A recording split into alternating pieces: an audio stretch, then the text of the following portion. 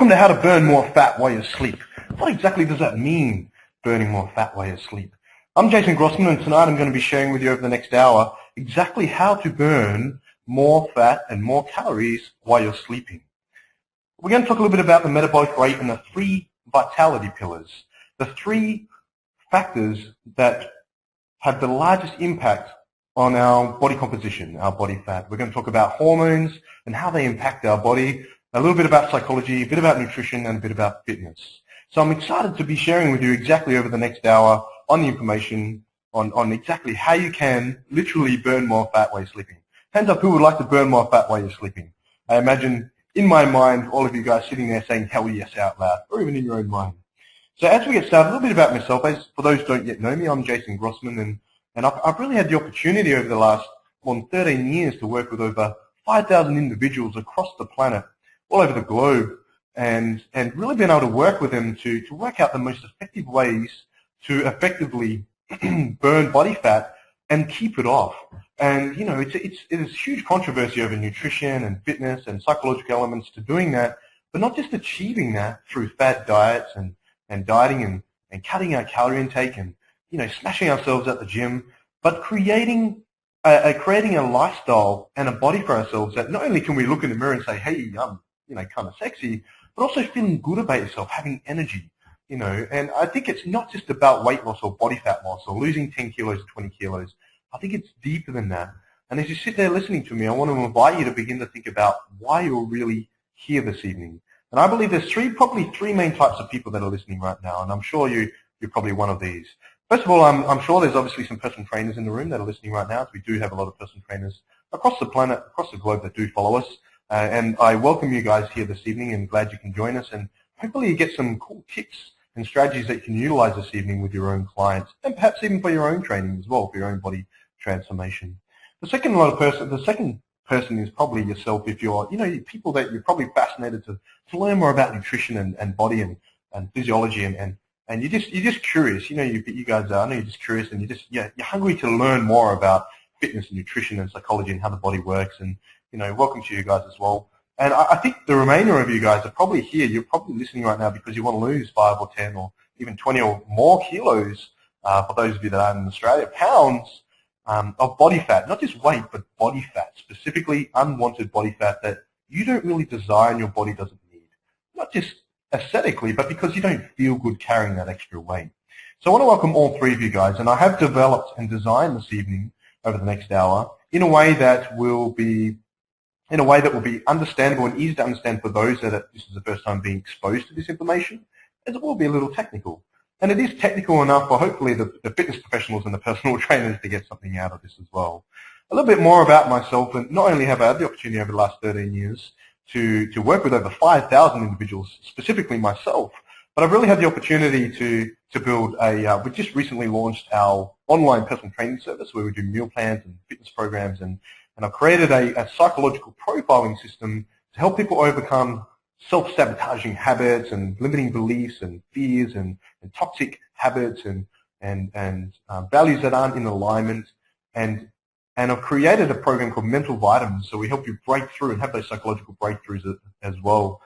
You may have heard of the 7-day detox, the raw detox. We launched that earlier this year, and we've had thousands of people all over the globe download that, and some massive success there. And it's an incredible program. If you haven't yet had the opportunity to go through that detox, heck, even if you don't use our detox, go through a detox process. It's an incredible journey, and it will change your life forever and how you feel and think about food and psychological links that you have with food as well. I also work with fitness business owners, and we do business coaching with fitness business owners all across the globe, and have a great team of coaches and online personal trainers that work with us. And really exciting, we just launched globally with the fitness business coaching as well. And also we do life coaching as well. We do life coaching and spent the better part of almost a decade learning about neuro-linguistic programming and hypnosis and a few other psychological modalities, and really incorporated them into these programs. Everything that we do, we look at it from the perspective of understanding your individual psychology and how you really work, because there is no one meal plan or fitness program or way for every single person to get motivated. And I think it's really important to understand how you work, what you really want, your definition of success, and why you're really here this evening. Now, I haven't always been in great shape, and I just want to share with you, a few years ago, I built a business I had the opportunity to build a business. We had 9 personal trainers working for me. We had 3 nutritionists, and had 3 coaches and in-house design. I even had a driver, a chauffeur, and a personal assistant. And I spent so much time on my business and focusing on growing my business and helping change the lives of others that I let myself go. And I'm sure for those of you that have families and even children, you can really empathize and understand what it's like to, our family always comes first. There's always things that come first.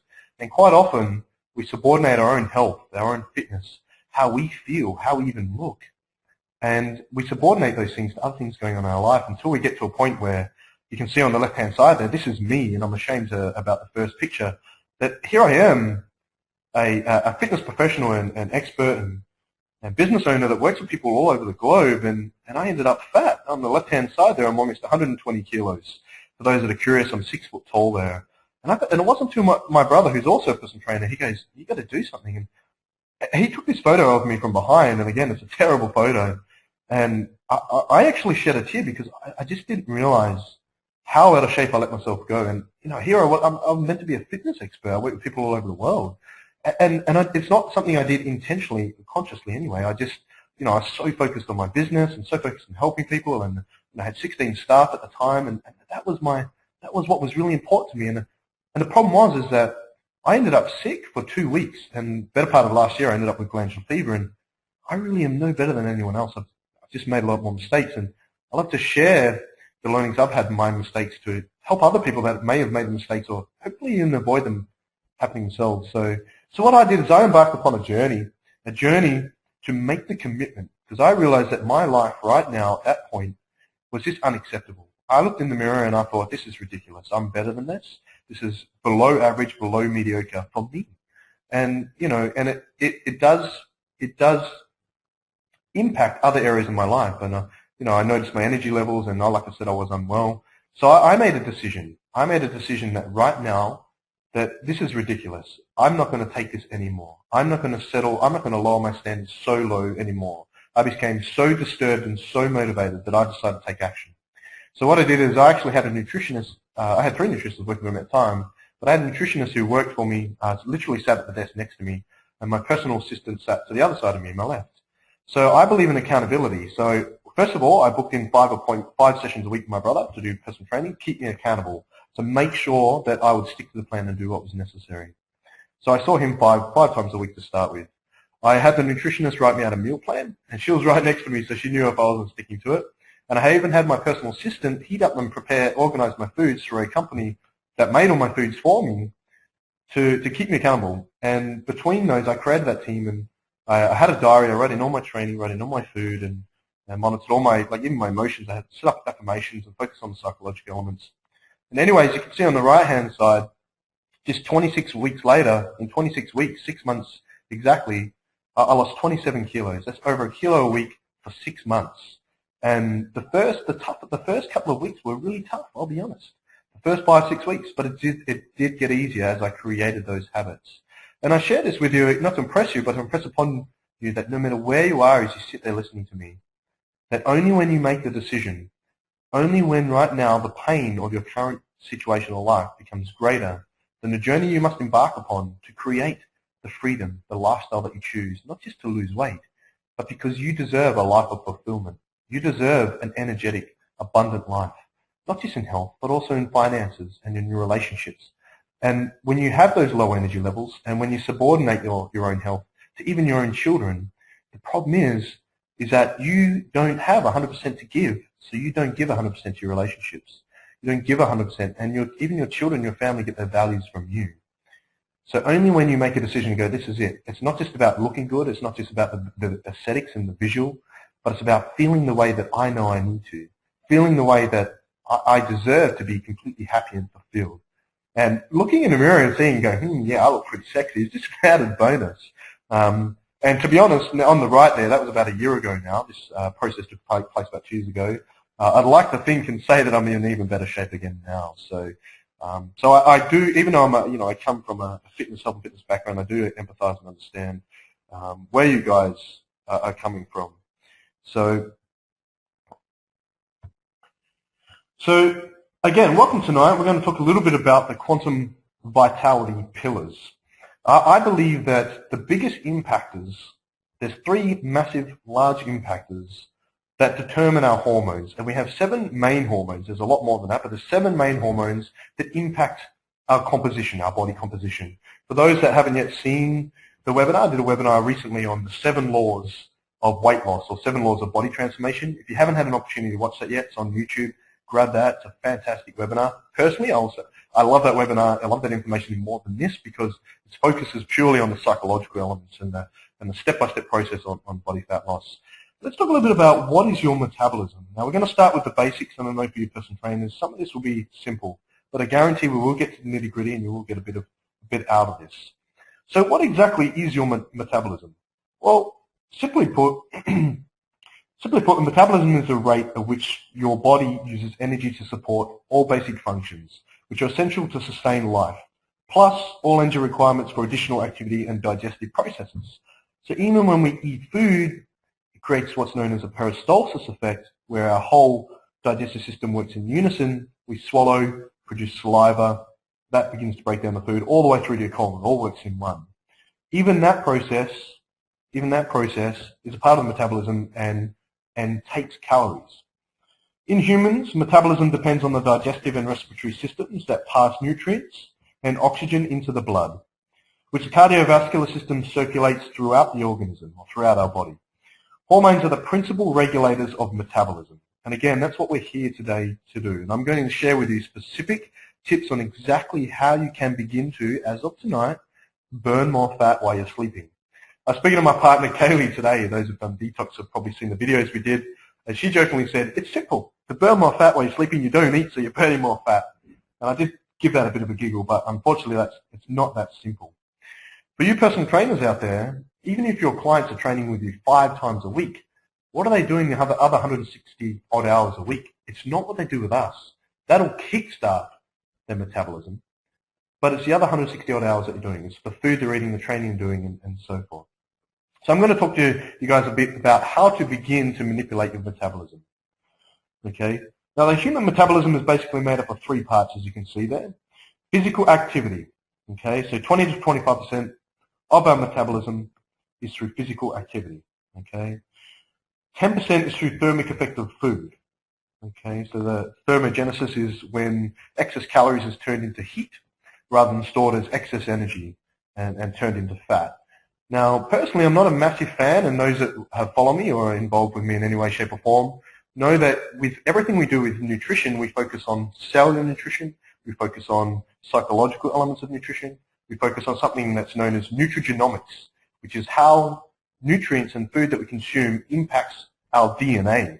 The problem is, I believe in this industry, is a lot of people focus on counting calories, and the problem is we also focus on macronutrients.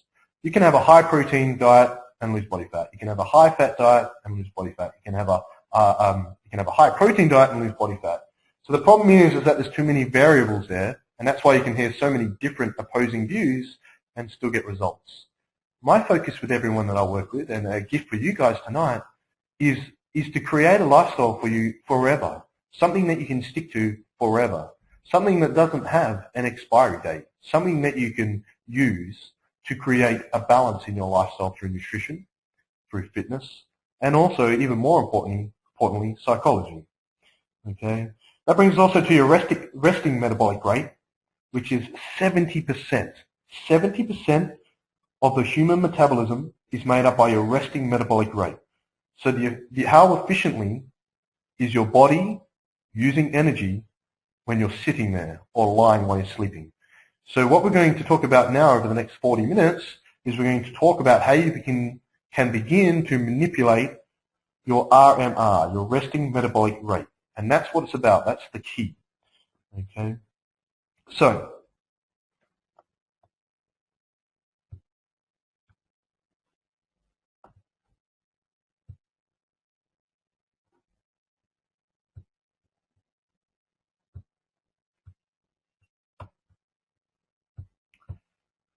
well, this is fantastic. It seems that the rest of my PowerPoint has disappeared, so I'm just going to plug this in. I do apologize, guys.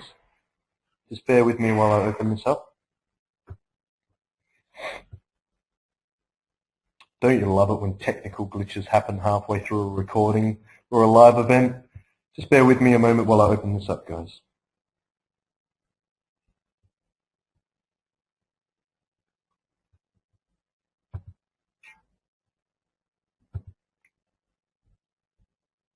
We need some waiting music, like some elevator music or something. I'm really hoping this works because I've tested this 3 times already this evening, so let's hope this works.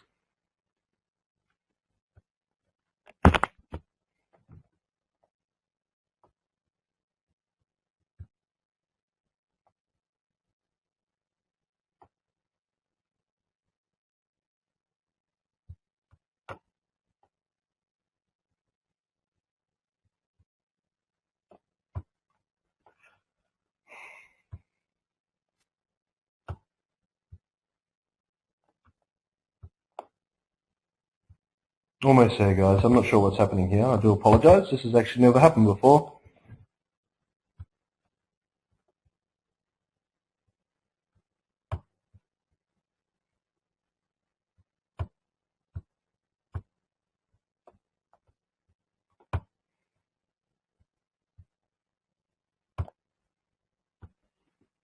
And here we go. All right, I do apologize about that. Can everybody just let me know, just confirm that you can see my screen again? I do apologize about that, guys. I've fixed it up now.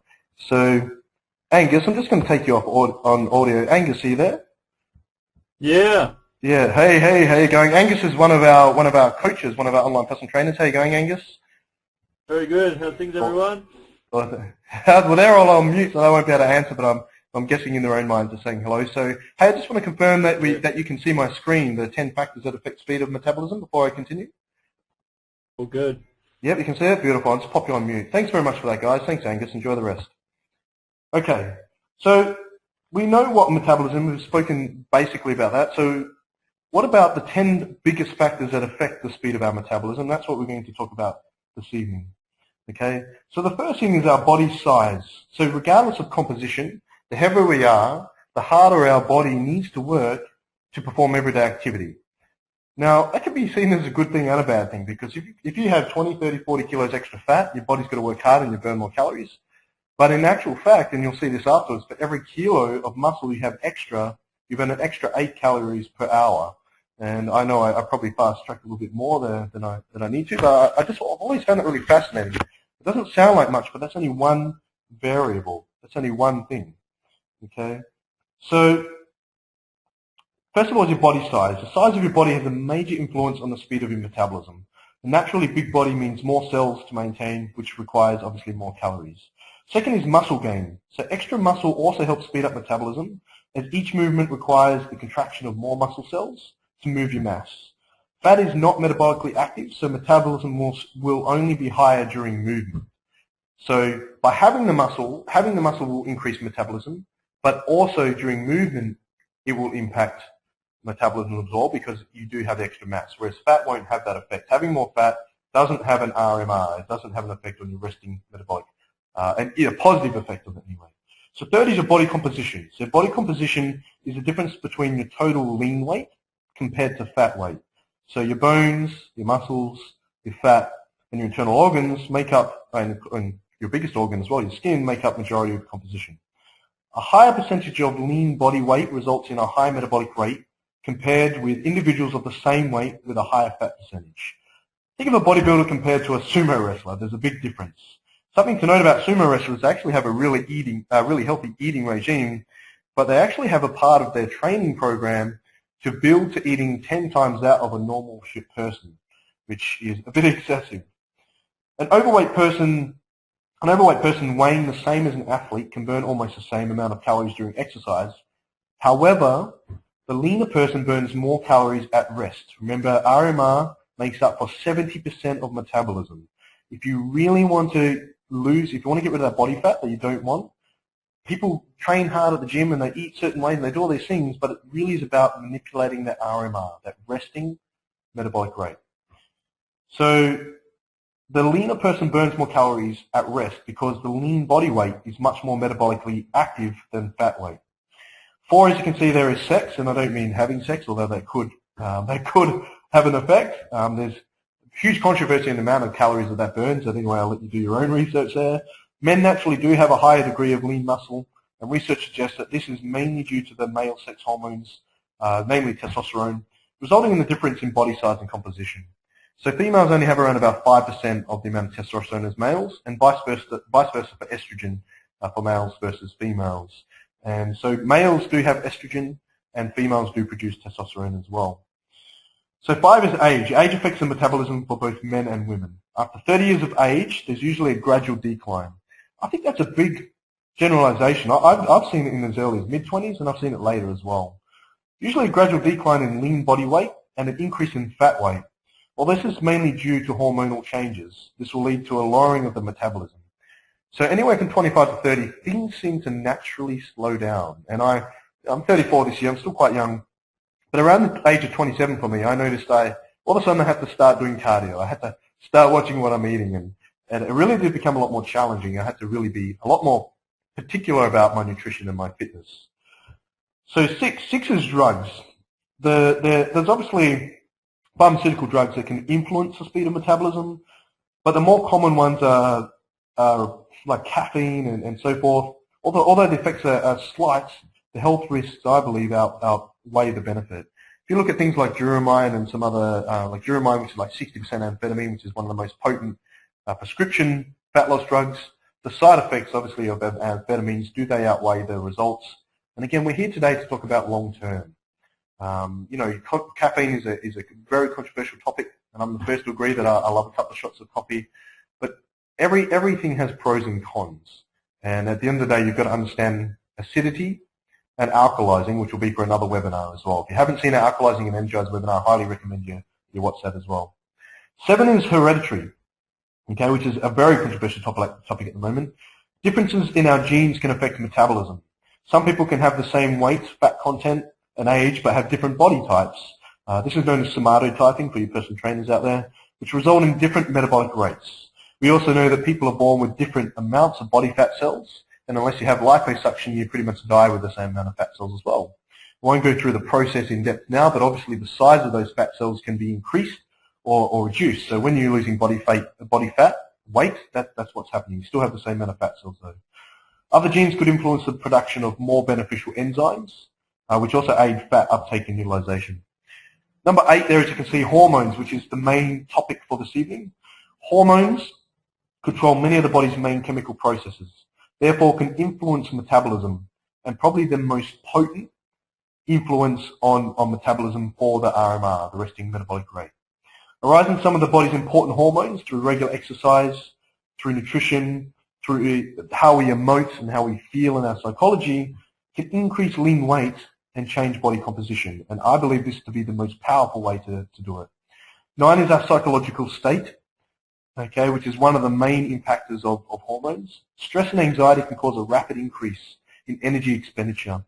When a person is said to be on edge or nervous, they're in a state of high alert.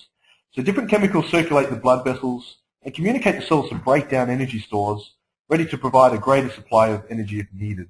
I think a lot of fitness professionals have heard of the very controversial hormone, which we're going to touch on this evening, cortisol as well. Brings us to temperature. Temperature, look, it may sound a bit strange, but the climate around us can influence the speed of metabolism. If we're too cold, if we're in the cold, our body's got to work harder, and it actually increases our metabolic rate.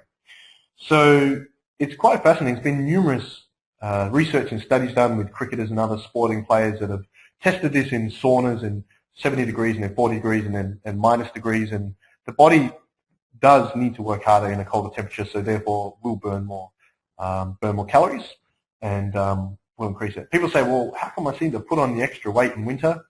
Well, there's different theories there, and I'll leave that up to you, and maybe that's for another webinar. Okay, so there are 10 main factors, but our main focus this evening is going to be on the 3 vitality pillars and hormones. I believe that there's 3 massive impactors. The 3 biggest impactors of hormones, as you can see here, are the 3 vitality pillars. Now, when people make a decision, so this evening, for those of you that want to lose 10 or plus 10 more kilos this evening, and you make that commitment, if you do make that commitment tonight, you've already made it, congratulations.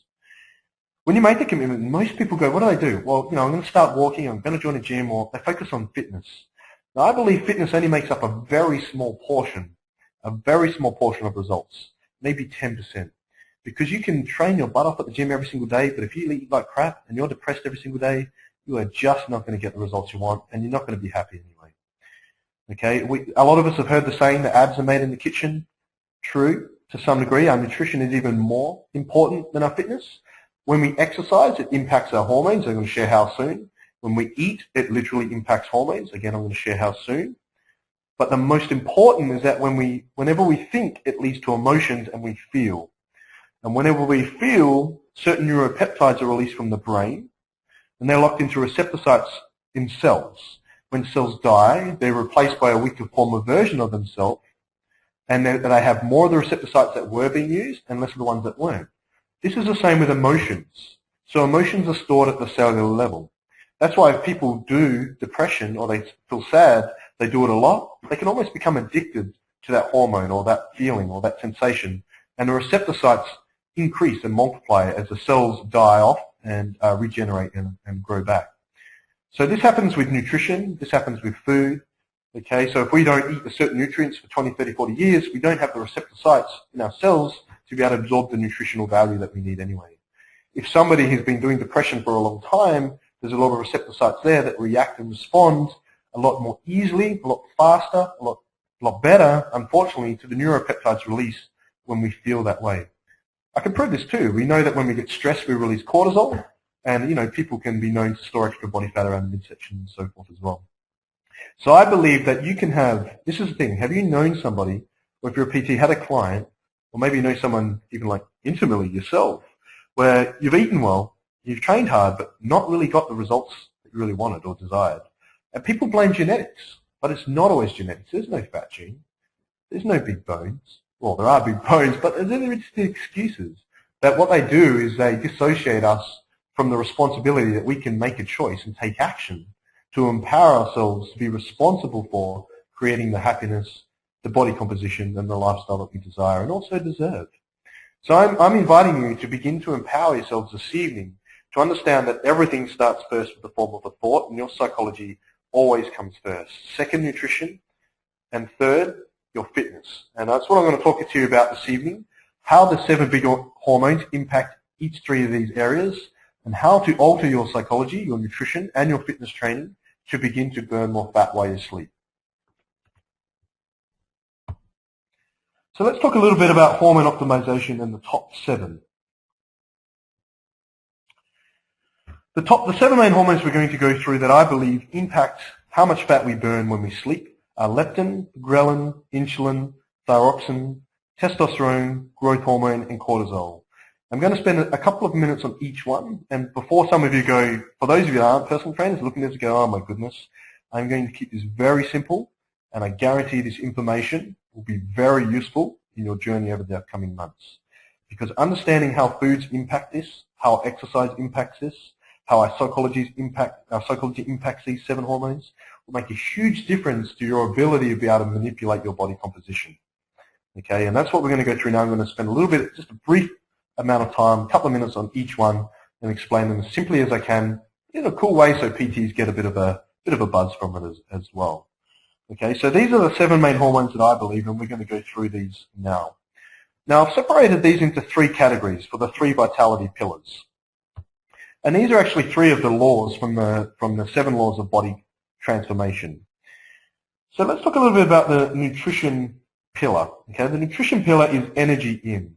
And the law of energy in says that everything that we consume must go somewhere and impacts hormones. Every single food item that you eat will have an impact on releasing different hormones within the body. This isn't all the ways that impacts all your hormones. These are just what I believe to be the most important to understand in the most simplest way to begin to manipulate your metabolic rate. Okay, your base metabolic rate, or what I've referred to as your resting metabolic rate, being that I guess I'm a little old school. So leptin, what is leptin? Leptin is a protein that's made in the fat cells. Okay, it circulates in the bloodstream and goes to the brain. Leptin is the way your fat cells tell your brain that your energy thermostat is set right. So basically, leptin tells your brain that you have enough energy stored in your fat cells to engage normal, relatively expensive metabolic processes or activity. So in other words, when leptin levels are set at a certain threshold, and when your leptin level is above that threshold, your brain senses that you have enough energy. Okay? So the problem is when people diet, that they eat less, and their fat cells lose some fat, which then decreases the amount of leptin produced. Okay? So let's say you starve yourself and you start a diet and you have calorie deprivation. Now, in the 7-day detox, you can eat as many calories as you want, and people will lose 3 to 5 kilos in their first week on that.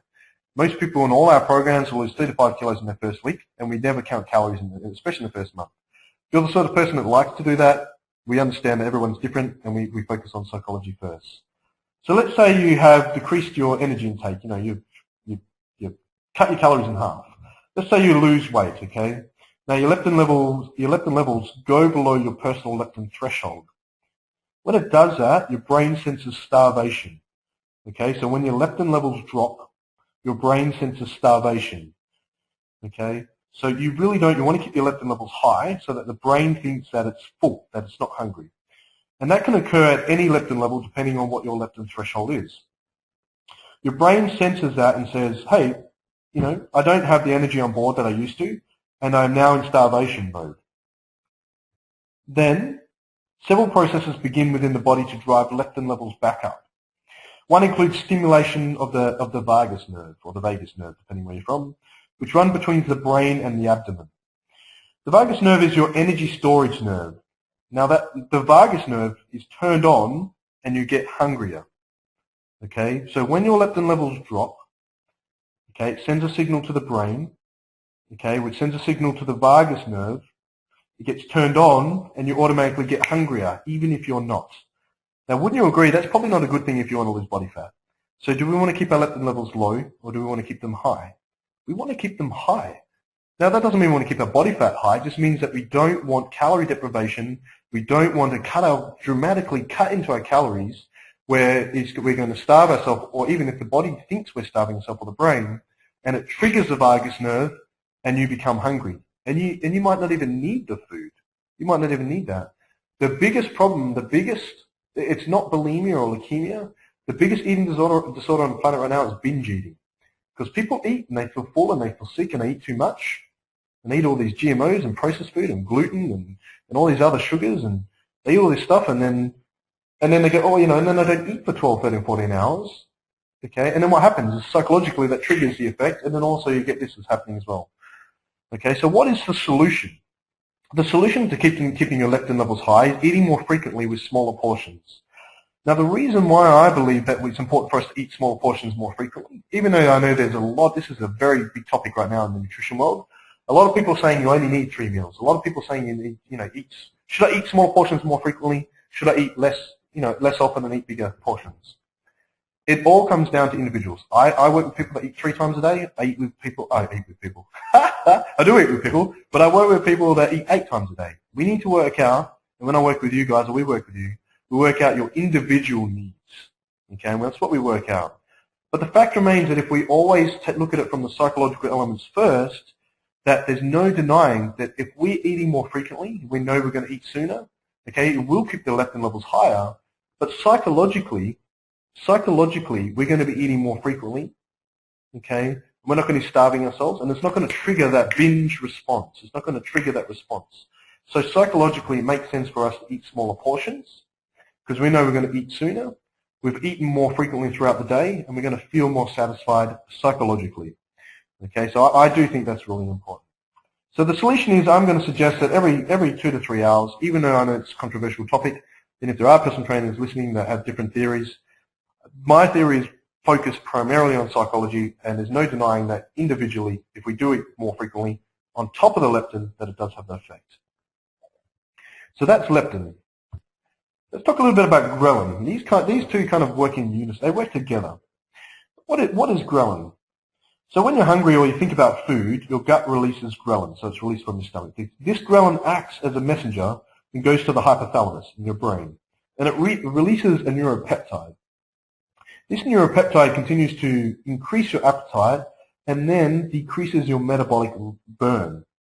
So ghrelin is why you're always hungry at certain times of the day. As your body's internal clock releases ghrelin, according to its finely tuned schedule, Ghrelin levels will stay up until it receives enough nutrients to make it feel satisfied.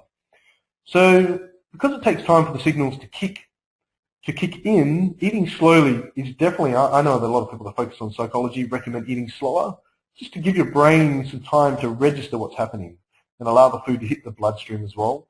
And it does help you eat less overall. I know I'm a bit of a, my partner jokes about me being a bit of a barbarian. I love food. I love eating plenty of food, and I believe during the week, be great during the week. Be very disciplined. Eat, don't eat processed foods. Keep your gluten out. Keep your dairy out during the week, and then on the weekend, if you want some pizza or wine, go for it.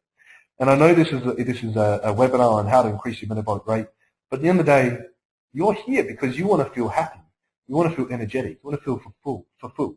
And you can look good, feel good, and enjoy yourself a glass of wine or a piece of pizza if that's what you enjoy. And I think psychologically it makes sense to not stop yourself from having those. Okay, I think it's really important that you allow yourself to have those. So ghrelin levels will drop as your stomach fills. So as your stomach fills up, the ghrelin levels will drop. And then as the ghrelin levels drop, you'll feel satisfied enough to stop eating. So ghrelin levels decrease. Okay, you become full. Remember that your stomach sends the signal to your brain, to the hypothalamus, to let it know it's full. So this is always the brain. You can see it. You can always see the psychological elements here. It feels satisfied enough to stop eating. So it's not the ghrelin itself that makes you feel hungry, but the neuropeptide released and the growth hormone that is released with it. So eating late at night, especially processed carbohydrates, because your body needs ghrelin to move through all the necessary stages of sleep, okay, is obviously going to create some issues. If you don't get the proper progression, you won't get to the stage 4 of the process, which give you a big pulse of growth hormone, or to REM sleep, which helps protect leptin levels as well. So do we want to decrease or do we want to increase ghrelin? We want to keep our leptin levels high and we want to keep our ghrelin levels low. So when we have processed foods or when we consume foods that aren't recognized by the body as foods, your sugars, your processed carbohydrates, not potatoes and not those carbohydrates, but your processed carbohydrates that have been processed by man, what does that do? Does that increase or decrease? It decreases ghrelin and it makes you feel hungry. Have you ever had like a pasta dish or something at night and the next day you've been starving? Not only is your blood sugar level low, but that's the reason why as well. So we want to work on keeping your ghrelin levels low and your leptin levels high. So the solution to keeping them low is to eat natural foods, and where possible, raw. So your fresh fruit, your fresh vegetables, your nuts, your seeds, your good fats from those as well. Where possible, eat all that stuff raw. I eat cooked meals every day. I'm not going to detox every single day. Once every 8 to 12 weeks, definitely do the 7-day raw detox, at least 5 days, although I recommend 7 days for psychological reasons. Okay, and you definitely want to keep your processed carbohydrates down during the week. Your rices, your dairies, they're still processed carbohydrates, they're lactose, your rices, your dairies, your glutens, your cereals, your breads. Keep them down. It's not just because they're carbohydrates. There's a huge problem with that. There's nothing wrong with carbohydrates, there's nothing wrong with fats, there's nothing wrong with proteins. It's the processed food and how foods are processed and the fact the body doesn't recognize them as real foods. So eat natural foods during the week, 5 days a week. Focus on lean cuts of meat, no fat, bones, visible skin. Focus on eggs, okay? Focus on fruit, vegetables, nuts, seeds. Focus on that stuff during the week and you will get fantastic results. In fact, everybody that's listening right now, if you did that for the next 5 days, would lose probably anywhere from 1 to 5 kilos of body fat in just a week. I guarantee it. That's how serious I am about how important that is. We all eat so much and drink so much crap. Drink is another one as well. So that's a little bit about ghrelin. Next, let's talk about a little bit about insulin. Now, a lot of people have heard of insulin. Insulin is obviously a hormone that has profound effects on metabolism. Insulin causes cells in the liver, muscle, and fat tissue to take up glucose from the blood and storing it as glycogen in the liver and muscles. And also stopping the use of fat as an energy source, which I think is pretty important as well. When insulin is low, glucose is not taken up by body cells, and the body begins to use fat as an energy source. So a lot of people, what they do is they manipulate the insulin levels by having low blood sugar levels. So a lot of people go, well, should I do cardio in the morning or at night? Personally, I love doing training in the morning, but not necessarily for the reasons you might think. What it does do is it does kickstart everything, but there's no denying that you have more energy throughout the day, we're more psychologically alert, and we do feel better. And that way, if we've had a long day, we don't go, oh, stuff it, I'll just miss the gym. So I definitely think that a lot of people manipulate their insulin levels to have low blood sugar for the wrong reasons, because you don't really ever want really low blood sugar. You want to maintain blood sugar levels. I'm not going to get into that now. Okay, so when insulin is low, glucose is not taken up by body cells, and the body begins to use fat as an energy source. We have three main energy systems, as PTs would know. For example, by transfer of lipids from adipose tissue, fat, to the liver for mobilization as an energy source. So when your blood sugar level is low, so let's look at it really simply. You eat a bowl of pasta. Your pancreas releases insulin because your blood sugar raises, and the insulin helps lower the blood sugar level. The more carbohydrates or sugar, especially processed, that you consume, the higher that will spike, but then the lower the blood sugar will become. You want to avoid these rapid increases and decreases because they negatively impact your RMR, your resting metabolic rate, or your BMR, as a lot of the new school people would call it. Okay? So as its level is a central metabolic control mechanism, its status is also used as a control signal to other body systems, such as amino acid uptake and so forth for body cells. I'm not going to get too much into that because I know personal trainers probably enjoy that, but the personal trainers probably know a fair bit about this already. So basically, the more sugar we consume, the more insulin produced by the pancreas, as I said, and the lower in turn our blood sugar becomes. This is what's important. This is why after eating chocolate, pasta, or cereal, we might feel hungry the next morning or a few hours later. There is a direct link between low blood sugar and ghrelin. It's also important to note that fructose, or fructose, depending where you're from, which is the carbohydrate found in fruit, does not stimulate insulin. It doesn't have an impact on insulin. I know there's a lot of people out there saying fruit is bad. How is fruit bad with the amount of phytonutrients and nutrients it has in it? The problem is that there's a lot of processed fructose products like high fructose corn syrup, and there's actually over 600 corn derivative fructose-related extras that they preservatives and different things they put in foods to make them last longer. Did you know? Here's something interesting: that if we stopped cropping and planting corn, that it would no longer exist. It will cease to exist on this planet. And in fact, they're saying now that 5% of the world's corn is organic now, and the rest is genetically modified. It's the most genetically modified plant in the world. In fact, in the US, there's so much corn left over that they're actually constantly looking for new scientific ways to genetically modify them so they can utilize it to process food and make them last longer to attempt to feed the masses. Some of you might have seen the huge protest done actually today on Monsanto, which Monsanto are a massive company in the US that genetically modify the seeds of all the plants that they crop and they grow, and the adverse effects are devastating. So I just want to throw in that where possible, use organic foods and just be mindful of what you're eating and where you're buying them from. If it has an advert on TV or if it comes from a box or a packet, be very mindful. So the solution is this. What is the solution?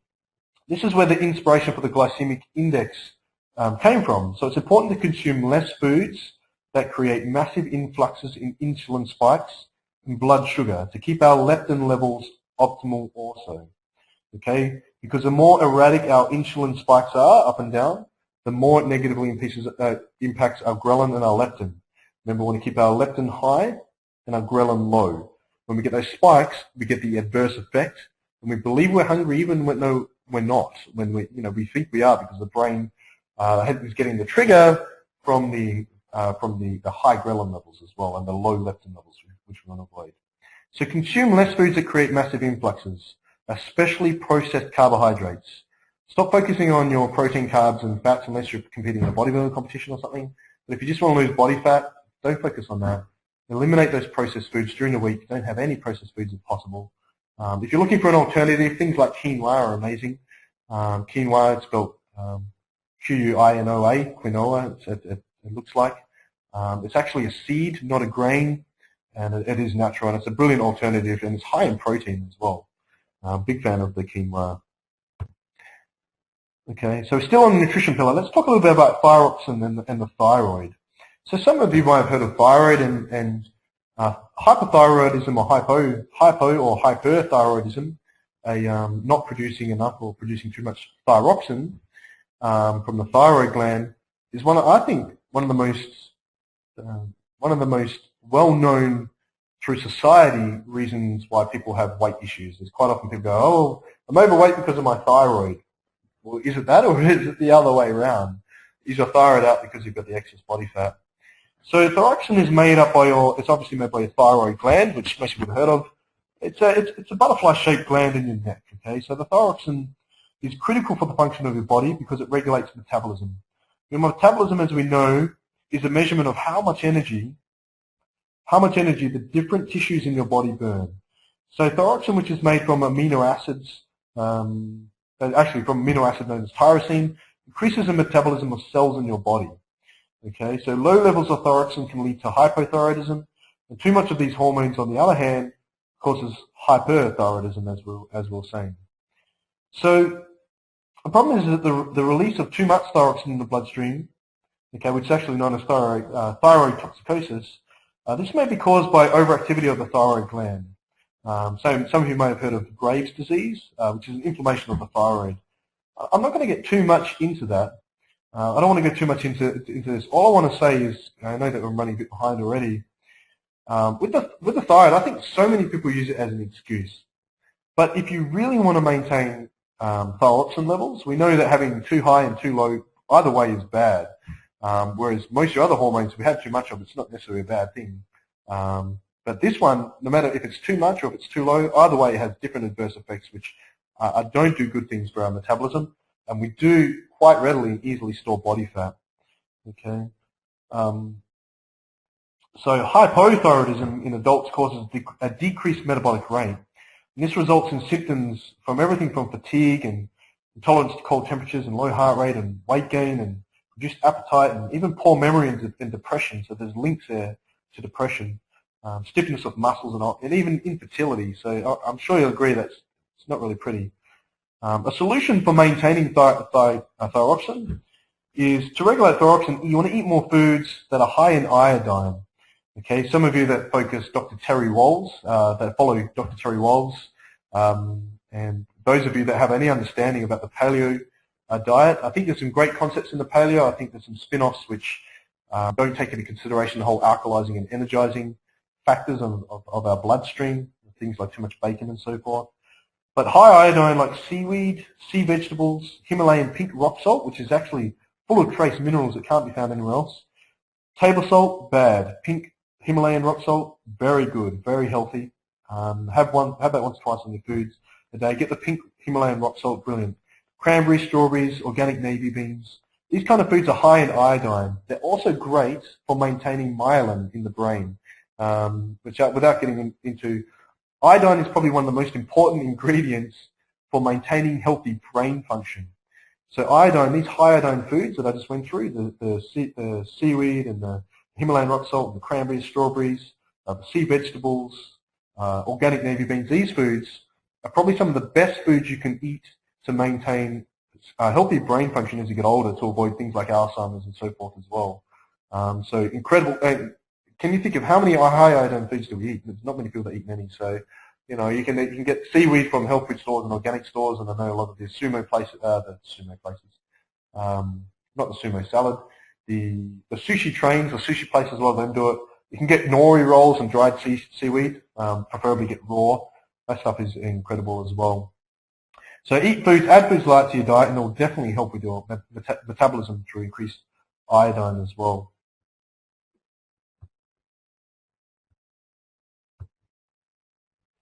So just a little bit about macronutrition. I think a lot of people know that your macronutrients are the nutrients that your body needs a large amount of. So fats, apparently crabs there, I apologize for the typo, that's hilarious. And protein, okay, technically crabs are protein, I guess, isn't it? So your fats, carbohydrates, and protein. The problem is that you can have high any of those and probably lose body fat.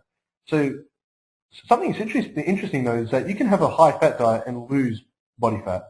Some of the best fat burners, in fact, on the planet are fats found in avocados, almonds, fresh salmon, coconut oil. So get off all those other oils, the sunflower oils, and use coconut oil. Coconut is brilliant. Increase your avocado, almonds, your fresh salmon. Make sure it's not farm salmon, which is actually really hard in Australia. And your coconut oils and your coconut waters and so forth are really good as well. They're great fats, which are really important.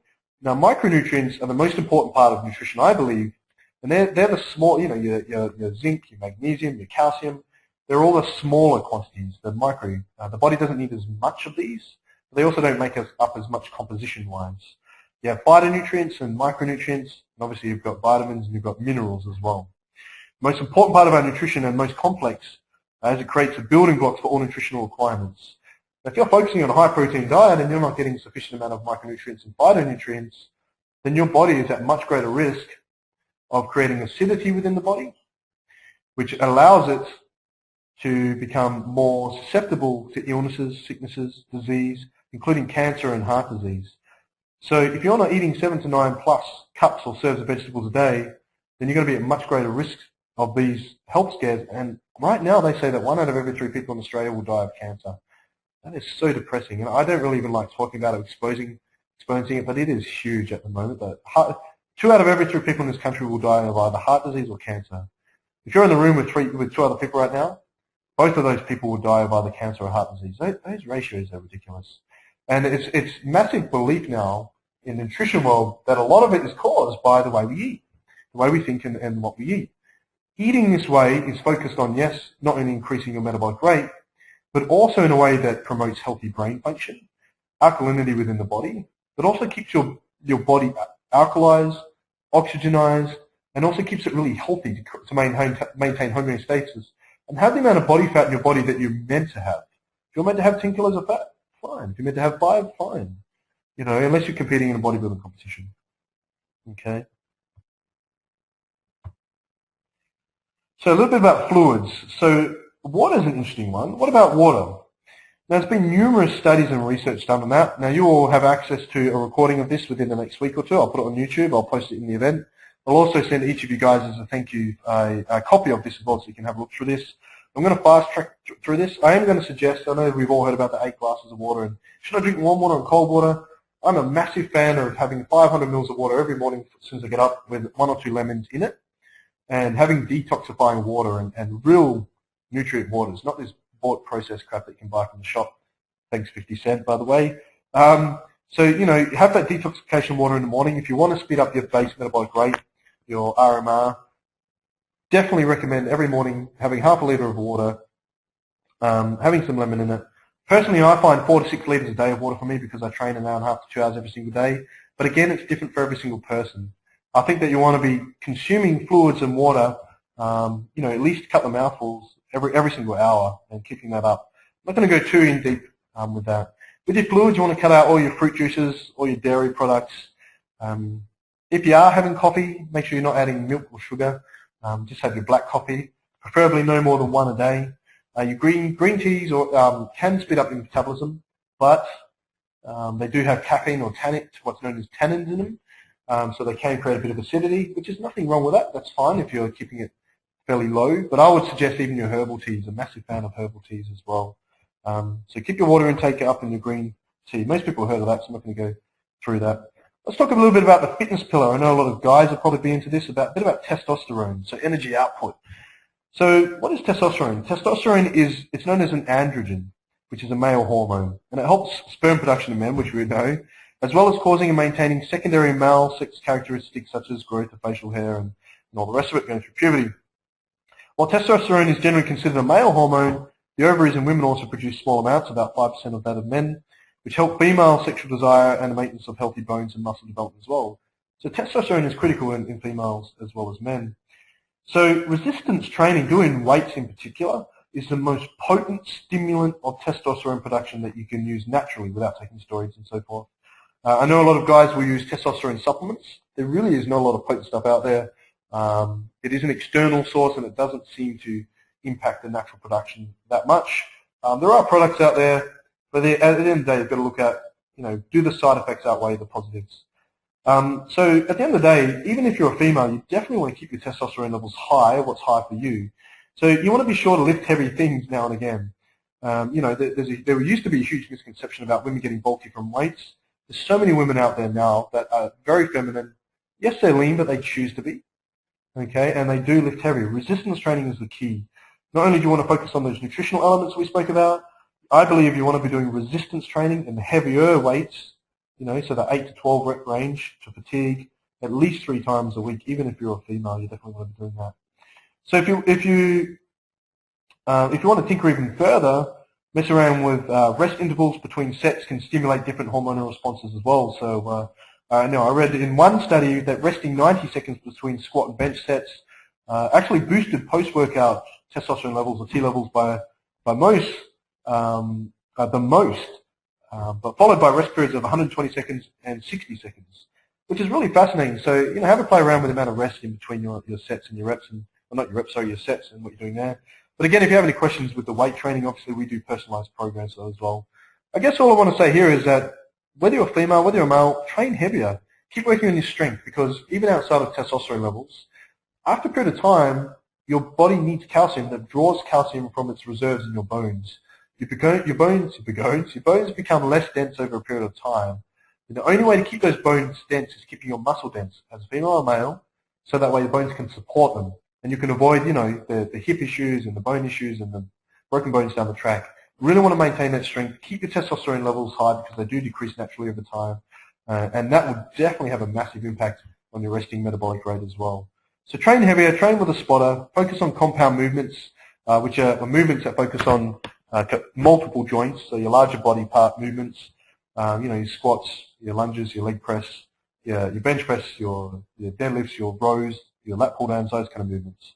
Okay, they're obviously bodybuilding style. You can use kettlebell and TRX as well. That's fine.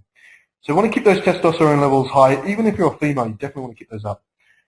Now let's talk a bit about the fitness pillar. So we know that through nutrition, our main impactors of hormones. We know through fitness now that we can use testosterone through weight training. But what about our cardio training? What about our growth hormone? Now, growth hormone is actually a protein hormone of about 190 different amino acids. So in the body, when we consume proteins, they're broken down to amino acids, just like carbohydrates are broken down into simple sugars or monosaccharides. So they're broken down to 190 amino acids that are synthesized and secreted by cells in the anterior pituitary. Okay, so it's actually a major participant in control of several complex processes, and probably one of the most interactive and complex hormones in the body, including growth and metabolism, which is quite interesting because it's probably the hormone out of the 7 I've spoken to about about this evening that people know the least about, which is really fascinating.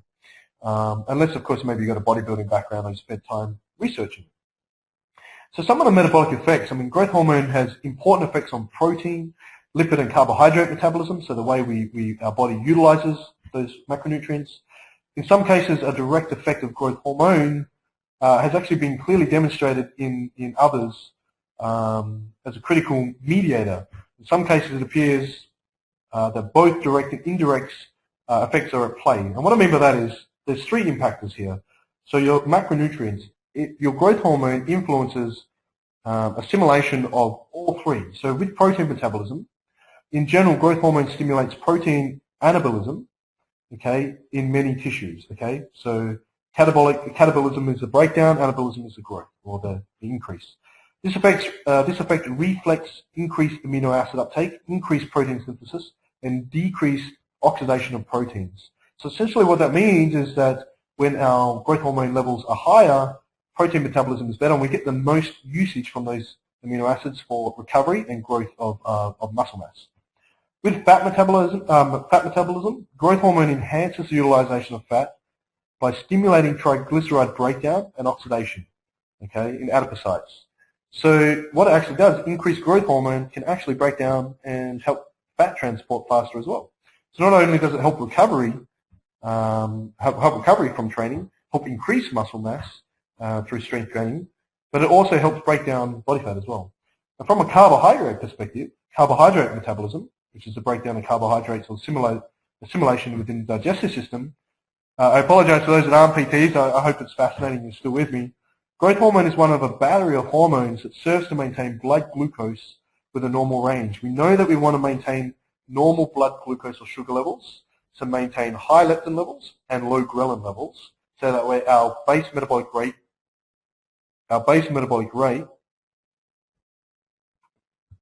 is at its peak. Okay, so we really want that as well.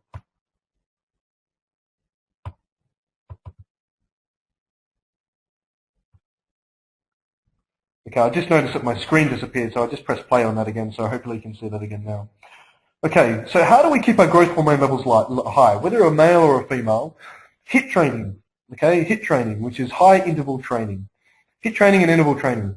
If you have any questions about how to do interval training through cross-training, treadmill, or on cardio, you can even use it and incorporate it into your weight training through circuit or CrossFit-style training, which is huge now, taking the world by storm over the last few years, especially since that movie 300 came out a few years back. It definitely helped aid that.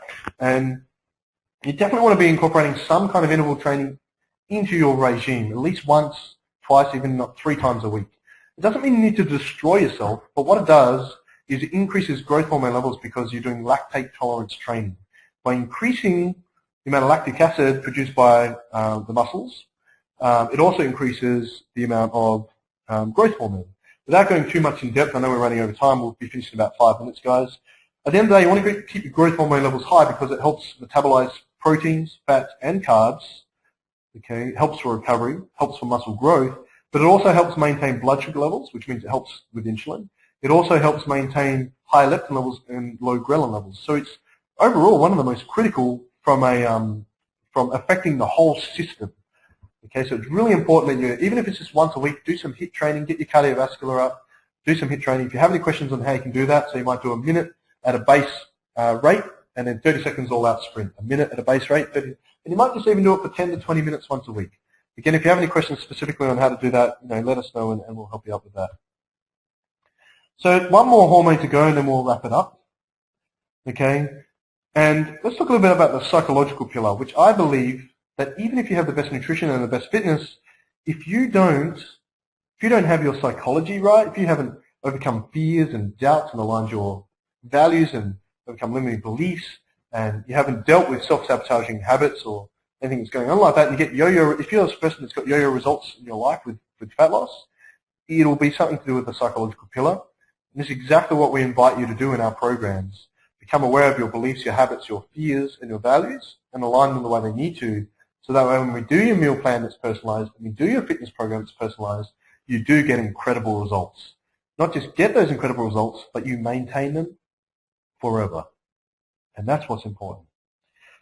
So the psychological pillar, everything starts with a form of a thought. We think, and then from that thought, we feel a certain way. Okay? Then how the state we're in determines how we act, which will determine the result we get, and determine the beliefs and the values we form. I'm not going to go in depth right now with that because we are running a bit behind. But I will say that depression, that there's a series out there that 80% of depression-related issues can be resolved through change of environment. That simply getting your body moving. That emotions come from motion. That people that sit in the house for a week on end and they're stuck in their own world because they've created overload. And depression's a really real thing, and it's hormone related. But you don't feel depressed because of hormones. Your hormones are the way they are because you do depression. And it all starts with the way you think and what you're focusing on. If you're not feeling the way that you want to be feeling, you really want to be focusing on something else. If you're focusing on problems, you're going to feel that because what you focus on you feel, and you're going to get more problems because what you focus on also expands. This is my favorite element. This is the most important, and tonight isn't ultimately about just the psychology. In our other webinars and what we go through, we do spend a lot more time on psychological elements. If you want to know more and you feel as though you've got those self-sabotaging habits or beliefs or there's something going on there that's stopped you up until now from getting results, let us know and we'll be glad to help you out. Okay? Okay, just before we finish up, so cortisol here, which is the 7th hormone, which I believe that if we can manipulate this hormone through understanding how our brain works and our mind works, we can begin to really dramatically increase our resting metabolic rate. So what is cortisol? Cortisol is an important hormone in the body secreted by the adrenal glands. And it's involved in proper glucose metabolism, so breaking down the sugars, regulation of blood sugar, and insulin release for blood sugar maintenance. So it's really important. Cortisol, there's nothing wrong with high cortisol levels. The problem is that when we get high cortisol levels at times when we don't need it. So the problem is that when we create stress in our lives and, when we don't get enough sleep and we put pressure on ourselves for deadlines and work and paying bills, and they say that 90% of people that can't get sleep at night or have sleeping issues are created by one or two things, financial problems or health problems. I'd probably say also relationship issues as well would be a major contributor. Wouldn't you agree that if you're healthy and you focus on eating this way, and you're happy with the way you look and you feel, that you're going to more effectively communicate openly and be in a better emotional state to build more fruitful relationships with your loved ones, your family, and your children. And you're not going to snap at them. You're not going to react. You're going to come from a place of kindness and gratitude for the love that they have for you and you have for them. And life is so short, and it can be fulfilling. And if you don't have your health, it doesn't matter how much money you have, or how many relationships, or how many children, or how many family, it won't matter, because you're not going to be playing the game of life at 100%. And that'll also show through in the way you relate and communicate, and also with your business life or your job or your career as well. So normally cortisol is present in the body at high levels in the morning, and it's lowest at night. So although stress isn't the only reason that cortisol is secreted into the bloodstream, it has been termed the stress hormone for that reason, because it's also secreted in high levels during the body's fight or flight response to stress. And it is responsible for several stress-related changes in the body. Small increases of cortisol have some positive effects, but over time have more negative effects. While cortisol is an important and helpful part of the body's response to stress, it's important that the body's relaxation response to be activated so the body's function can return to normal following a stressful event. The problem is when we do this ongoing, for those of you that may store a little bit of body fat in the love handle area, may relate to this, that you do create a lot of stressful moments in your life because you put pressure on yourself, put food on the table, or pay the bills, or there's relationships, or whatever it is.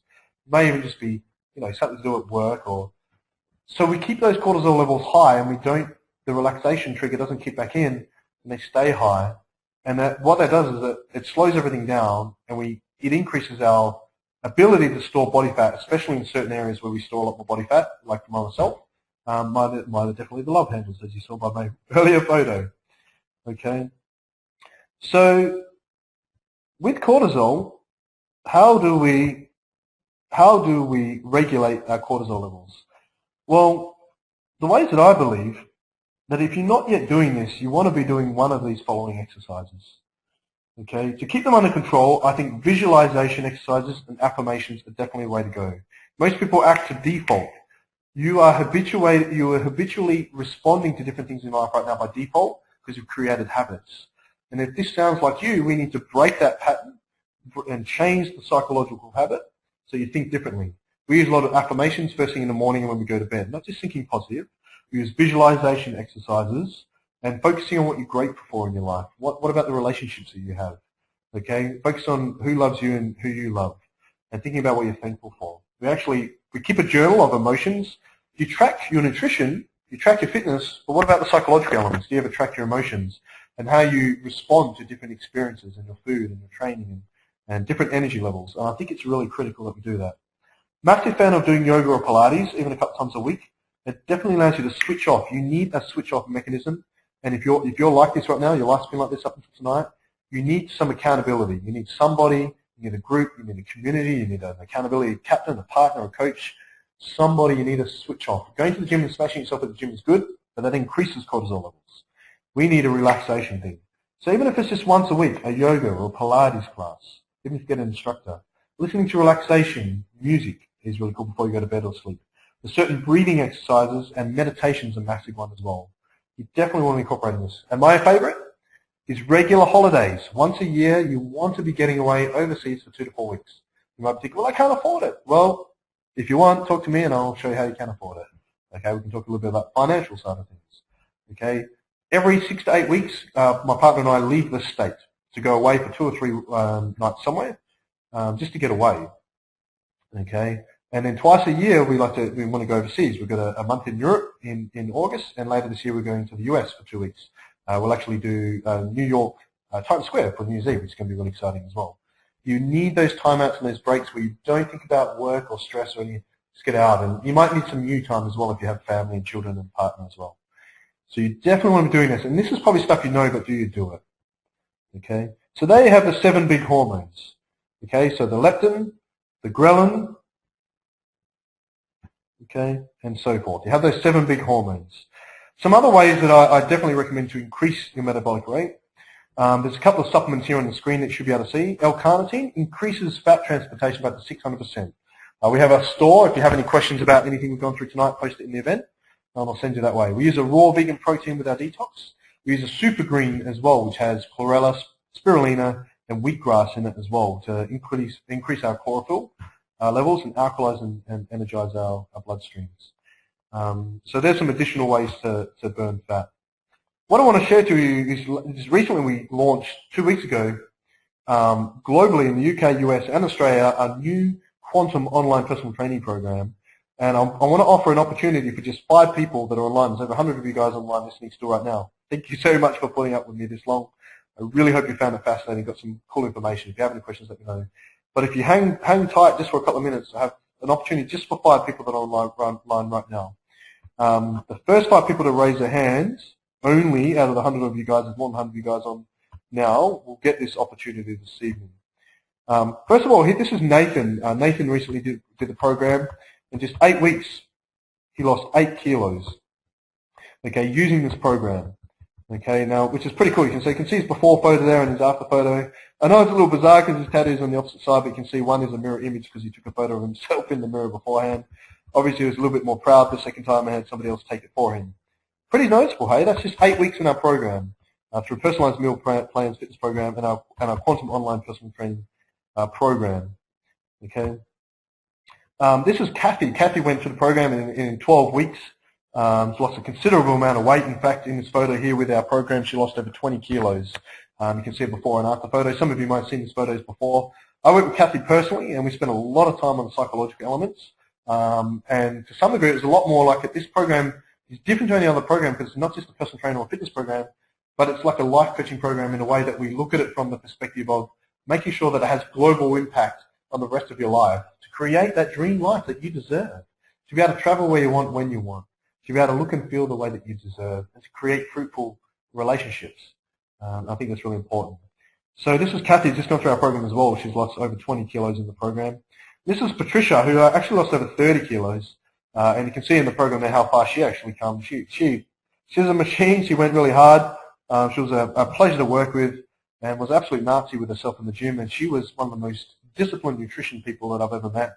Stuck to a meal plan to a T and did incredible things. Now, if you're a male that wants to get lean like Nathan, or if you're a female that has 10 kilos or more to lose, or what's that in pounds, for those of you who are in pounds, then you're going to want to see what we've got to offer next. For the next 5 people, for the first 5 people to raise a hand only, we'll get this opportunity. And this is the Full Monty program. This is our new program which launched globally just a few weeks ago. And I'm using this webinar to I guess, launch this officially to you guys and give you guys opportunity for the first 5 people only. This program will help you tone and firm all the problem areas that you wish to focus on by using personalized meal plans, fitness plans, tracking accountability sessions, VIP support group, and tracking application. By focusing on your psychology, refined nutrition, and results-focused training, working the whole body to reduce the size of your thighs, firm your butt and flatten your abs, even if you're a guy, to target those stubborn areas, go the extra step and you'll see extremely fast results. You saw the before and after photo of myself. You've seen the before and after photos of Kathy, Patricia, and Nathan. You know, we're doing this a long time and we get incredible results.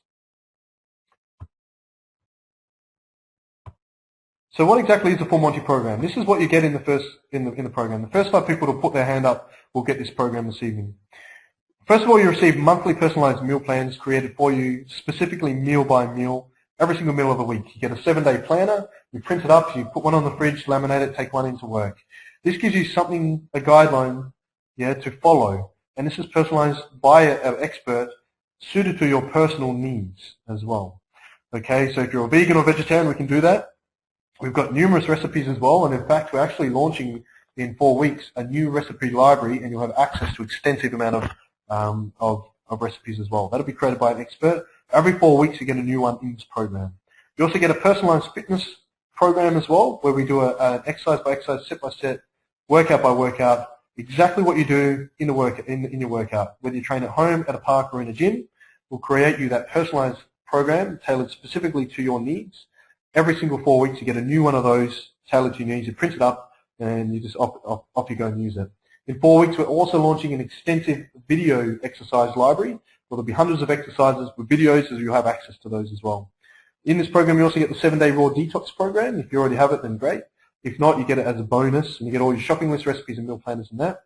You have an accountability session. The first 3 weeks, you have a weekly session, and after that, you have an accountability session every 2 weeks with one of our coaches.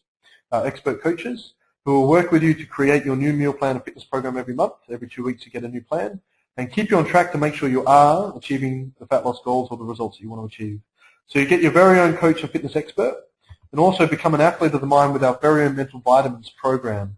Mental vitamins program to align values, stop self-sabotaging habits, overcome doubts and fears, and reframe limiting beliefs. And we actually take you through an exercise, a progression of exercises to help you do that. If that's not for you, then that's fine, but it does work really well. You get exclusive access to our VIP Facebook online health retreat with all our experts, our coaches in there, and everybody else going through all our programs. Okay, and you've got a great support network. The reason why most people don't get results is because you don't have accountability. You don't have somebody to keep you accountable to sticking to the plan. You might not even have the plan in the first place. My question to you is, why are you here tonight? You're here because if you're one of those people that wants to lose 10 plus kilos, you're here. You haven't lost that yet. Anything you've done in the past hasn't worked long term. Why is it important for you to lose that weight? Why is it important for you to make this happen? Okay, I want you to think about that. Has what you've done up until now worked? If not, then you probably need to make some changes. Now, how important is it for you to make this work? Full tracking with our network app, okay, which is, it's your choice, but if you want to monitor your food and your training, you can use MyFitnessPal, which is an application, and you'll be networked and have access to, it's kind of like Facebook for fitness and nutrition, and you'll have access to all the other guys in the program as well. We do regular assessments, photos and measurements and weigh-ins as well, ongoing Facebook support, motivation and accountability. So that's what the Full Monty program is. I mean, what would it mean for you to have personalized meal plans, personalized fitness plans, go through and overcome any self-sabotaging habits or psychological barriers that you might have a full tracking app, and also an expert and a team of experts you have complete access to. Now, when you look at this, I know personal trainers, they charge 100 or 200 bucks a week, and they only focus on your fitness. They don't focus on nutrition or psychology, or you don't have all that network and that community there.